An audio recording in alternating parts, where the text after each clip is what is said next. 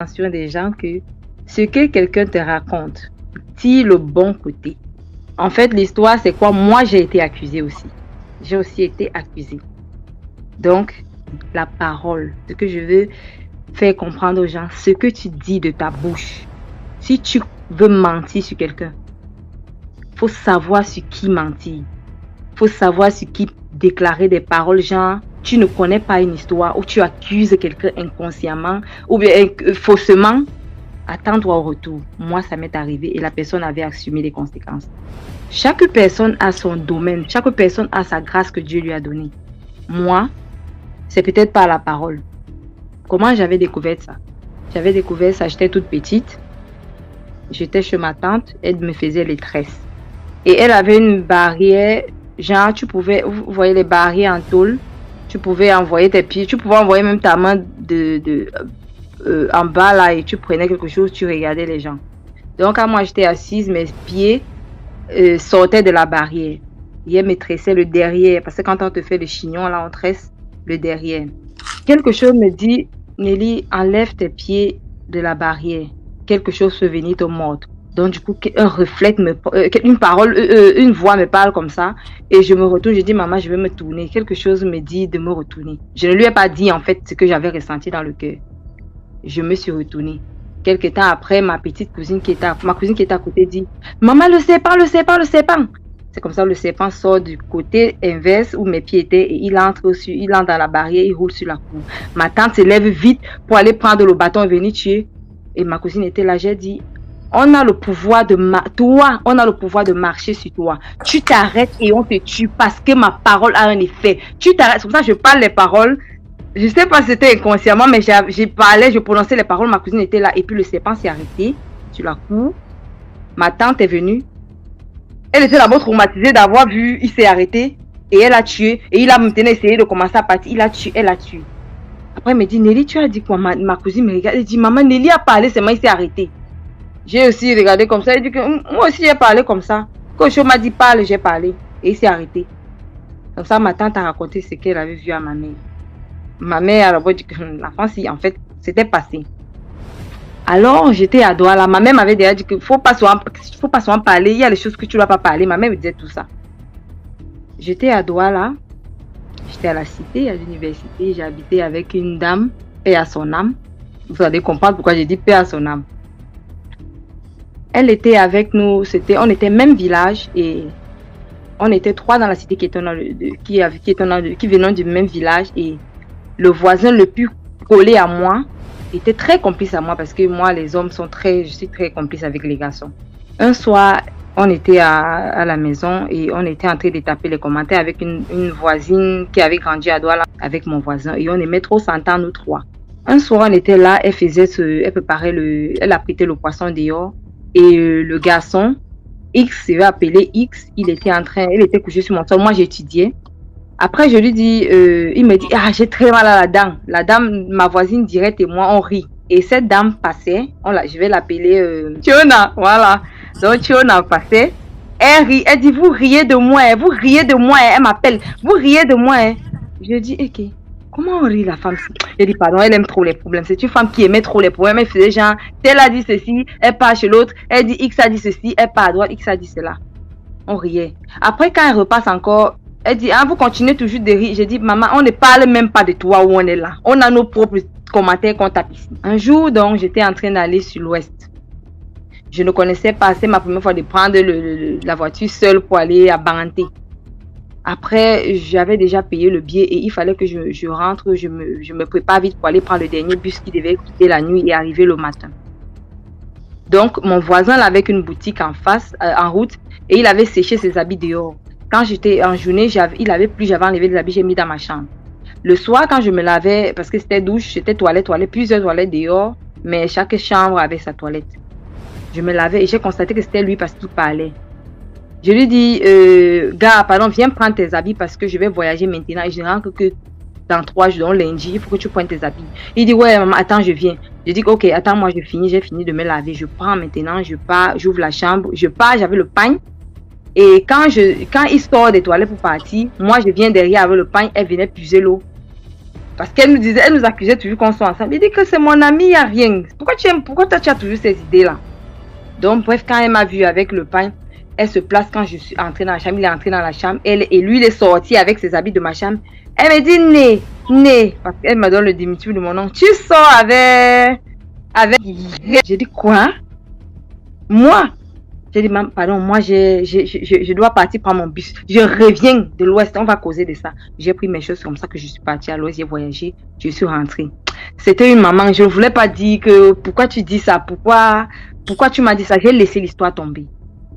Un jour où je discutais encore, elle est venue, elle a voulu parler de moi. Elle m'a toujours un peu provoqué, je ne me rappelle plus de ce qui s'est passé. Elle a provoqué, j'ai dit, attends.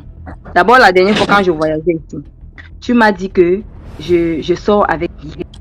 Donc, toi, tu crois que c'est vrai. Et en face de moi, il y avait un chantier. Tu connais au Cameroun, quand on construit le chantier, les gars sont là. Et imagine, les gars là te draguaient même. Donc, tu refusais. Donc, elle voulait me verser devant les gars.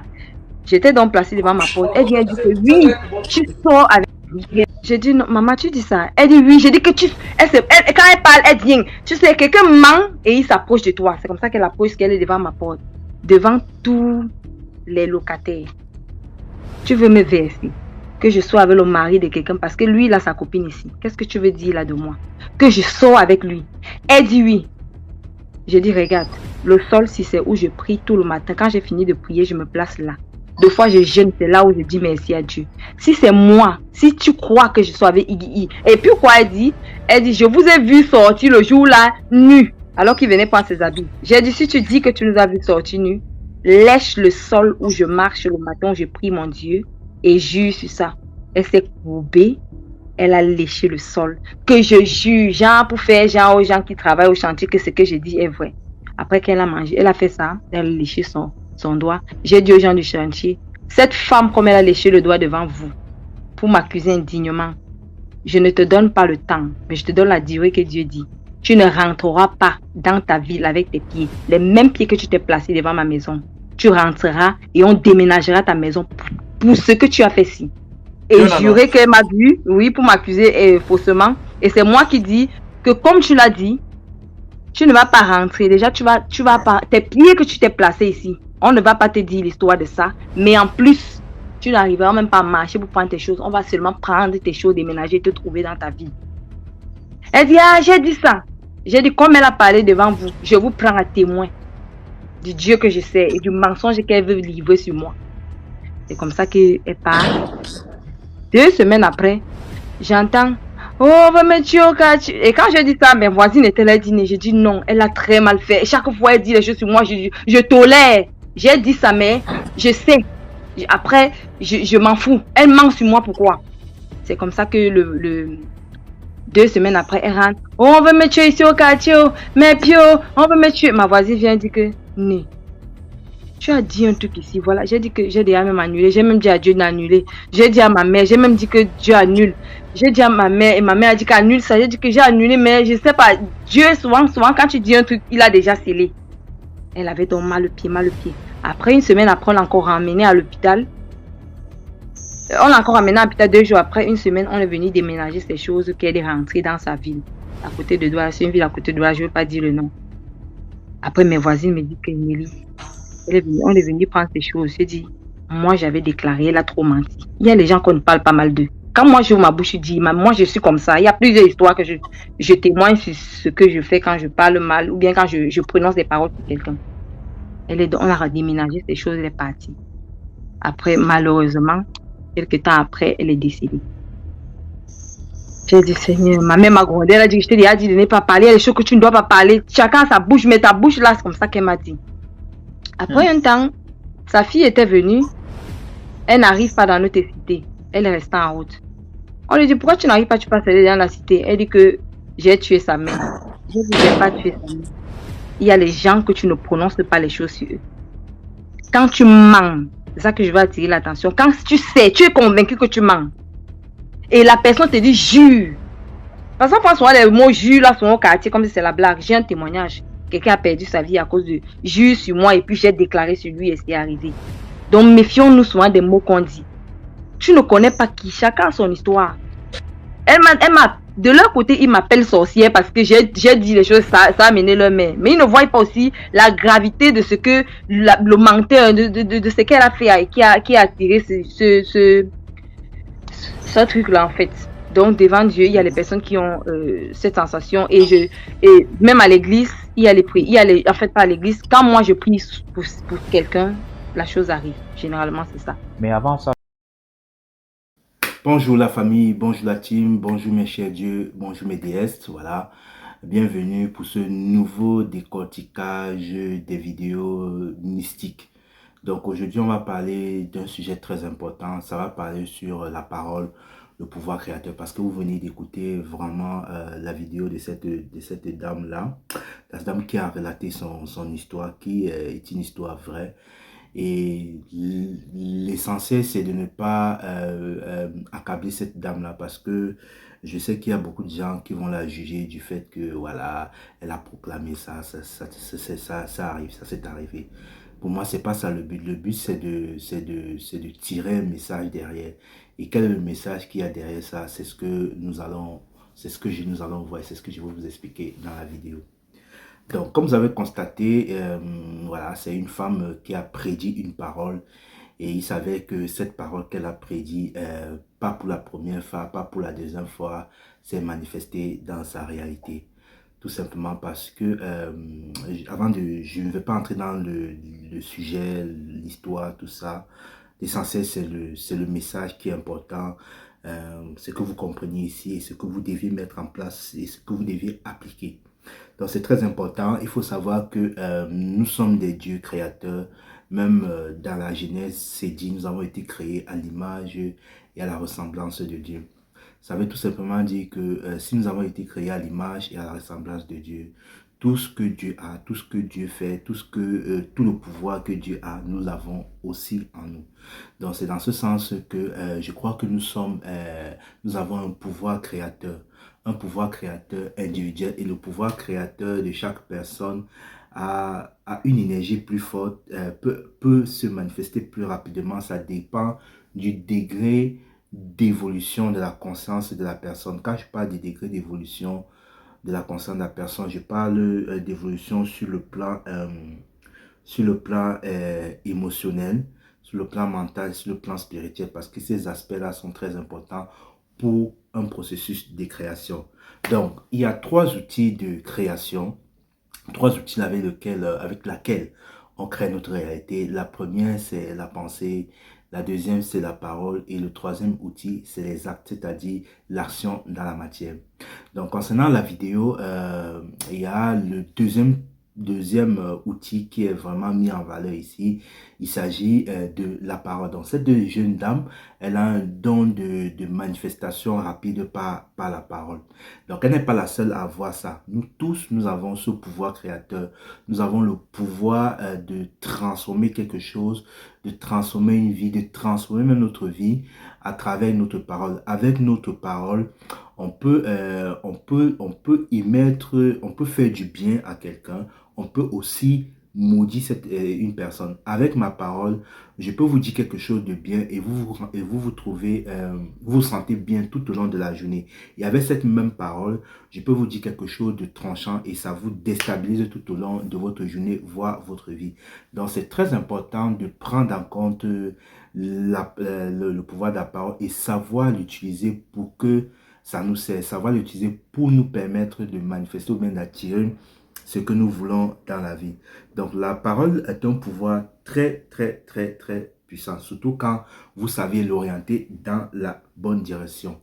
Euh, c'est pour cela que quand on fait une prière, on émet un son. Donc, une parole, c'est une parole, c'est un son, c'est une vibration qui a une fréquence haute. Et chaque fois, quand vous dites toujours la même chose, continuellement et quotidiennement, vous êtes en train de créer une forme d'énergie que je vais appeler érégor. Et cette forme d'énergie, quand elle sera plus contact, elle sera bien condensée, elle va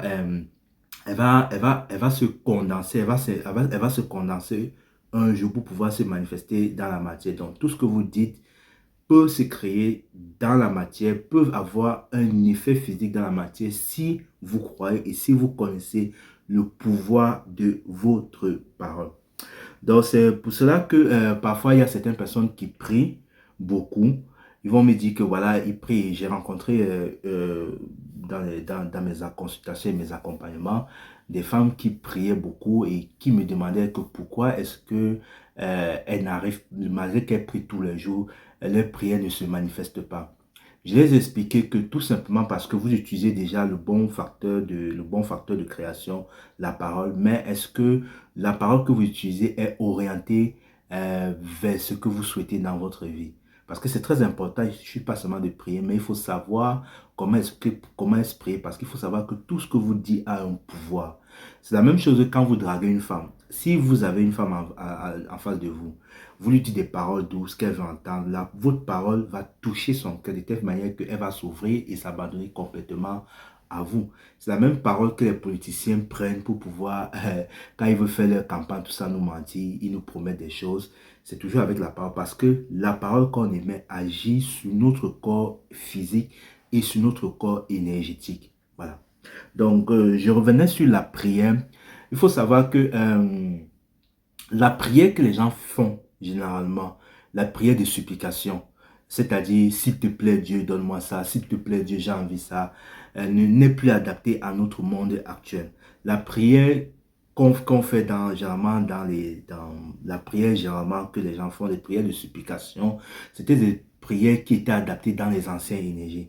Or, depuis 2012, la vibration de la Terre a augmenté et la Terre est passée sur une autre forme énergétique, sur un nouveau cycle. Ce qui fait que la prière de supplication a la moindre chance de se manifester sur le plan physique si et seulement si nous mettons plus de foi, plus d'énergie, plus d'impact. Donc moi je pense que la meilleure façon de prier aujourd'hui, c'est d'utiliser des prières d'action de grâce, c'est-à-dire des prières de gratitude. Ça veut dire que quoi? Ça veut dire que si vous voulez prier par exemple, sur un cas de maladie, vous êtes malade et que vous voulez prier pour retrouver la santé, vous n'avez plus dit, dans l'ancienne prière, vous n'avez plus dit, s'il te plaît Dieu, guéris-moi, s'il te plaît Dieu, je t'implore, je m'agenouille devant toi, car je souhaite que tu me guérisses. Ce genre de prière-là, ça marchait avant. Mais dans le nouveau cycle, depuis 2012, 7 heures du verseau, ce type de prière marche, mais il faut beaucoup d'efforts et mettre beaucoup d'énergie. Or, si vous faites une prière avec une intention d'action de gratitude, c'est-à-dire en remerciant déjà pour ce que vous avez eu, pour ce que vous êtes en train de demander, c'est-à-dire au lieu de dire, s'il te plaît, Dieu, je souhaite guérir, vous dites, vous émettez votre prière avec votre parole en sachant que vous avez un pouvoir créateur. Vous dites, merci Dieu pour la guérison que tu m'apportes dans ma vie. Car je sais que je suis en bonne santé, je sais que je suis guéri, je sais que je marche, je sais que je cours. Et merci pour cette grâce que tu m'apportes dans la vie. Quand vous remerciez, quand vous faites ce type d'intention, de parole avec la gratitude, vous êtes en train de soumettre à l'univers que vous êtes déjà guéri. Et si vous croyez ajouter à ça, serait-ce un peu la foi, vous allez voir que vous allez guérir d'un moment à l'autre, tout simplement parce que vous avez mis la reconnaissance dans votre pouvoir créateur. Parce que quand vous utilisez votre pouvoir créateur dans le sens qui correspond aux énergies actuelles, vous allez vous rendre compte que les choses vont se manifester rapidement dans votre vie.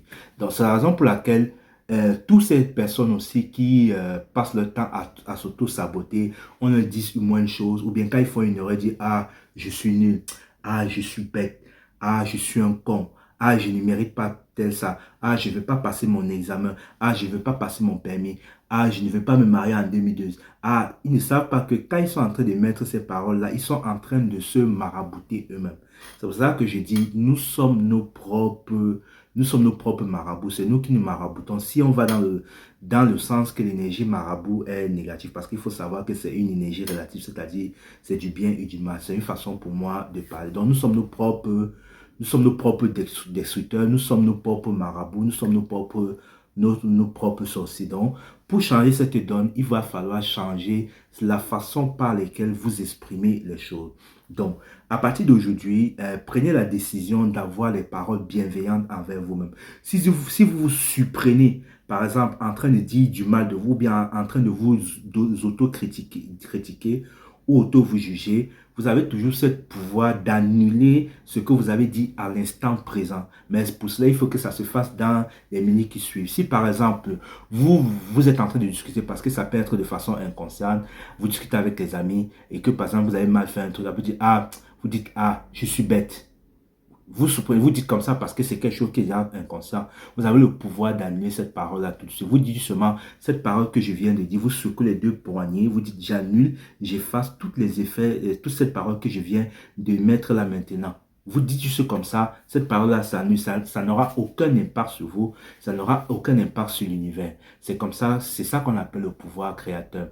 Donc, je vais vous donner un exercice que vous allez faire, voilà, comme d'habitude, un exercice que vous allez faire tout au long de la journée ou bien pendant 7 jours, parce que c'est très bien de faire ça pendant 7 jours chaque matin. Vous vous mettez devant un miroir et vous regardez. Et devant ce miroir, vous dites des paroles bienveillantes. Si vous voulez travailler sur l'amour de vous-même, vous dites des paroles d'amour. Si vous voulez travailler sur la confiance en vous, vous dites des paroles de confiance. Si est-ce que vous voulez acquérir une qualité, vous dites devant ce miroir des paroles par rapport à ce que vous voulez attirer dans votre vie. Si par exemple, moi, pour faire grandir mon entreprise ou bien pour que, de vivre de mon activité, comme je suis en train de le faire maintenant, donc je me mets devant le miroir, je dis, je suis reconnaissant, je mérite vivre de mon activité. Je remercie la vie parce que je vis de mon activité. Je remercie la vie parce que chaque jour, la vie m'apporte des clients, des patients. Je remercie la vie parce que j'ai des idées. J'ai une gratitude infinie à la vie. Merci Dieu parce que j'ai des clients, je vis de mon activité. Donc, chaque fois quand vous allez émettre ces paroles qui ont trait à quelque chose que vous voulez changer dans votre vie, devant votre miroir, vous allez voir que ça a un impact positif dans votre vie et les choses vont se changer de façon positive dans votre vie. Donc voilà, c'est tout ce que je voulais déjà maintenant vous dire. Donc faites très attention aux paroles que vous émettez dans la vie, que ce soit envers vous, que ce soit envers les autres. Sachez que toutes ces paroles que vous dites là influencent non seulement chaque personne, influencent aussi la vie et influencent aussi l'univers. Comme l'univers n'est qu'une photocopieuse, elle nous renvoie ce que nous avons vibré comme énergie. Donc, si vous avez besoin d'une cartographie vibratoire de l'âme qui consiste à entrer en profondeur dans votre âme, c'est-à-dire à vous donner les informations vous concernent, c'est-à-dire vos dons, vos qualités, le karma, les réparations karmiques que vous allez faire dans cette vie, ou bien les défis que vous allez traverser dans cette vie, n'hésitez pas à me contacter, je vous ferai cette lecture cartographique de l'âme. Il n'est pas gratuit. Si vous voulez aussi un soin énergétique, d'harmonisation énergétique, c'est-à-dire équilibrer les chakras, les corps énergétiques, les structures, ou bien une purification, ou bien des soins de protection, n'hésitez pas à me contacter. J'ai un programme de 21 jours sur l'abondance financière. Il y a le lien vous allez voir le lien et vous allez voir tout le détail de la formation. Et aussi, je suis en train de mettre en place un programme de formation intitulé Devenez les alchimistes de votre vie et reprendre votre pouvoir créateur. Donc, dans cette formation, je vous apprends à orienter, à diriger votre attention sur une intention précise que vous voulez faire dans la vie.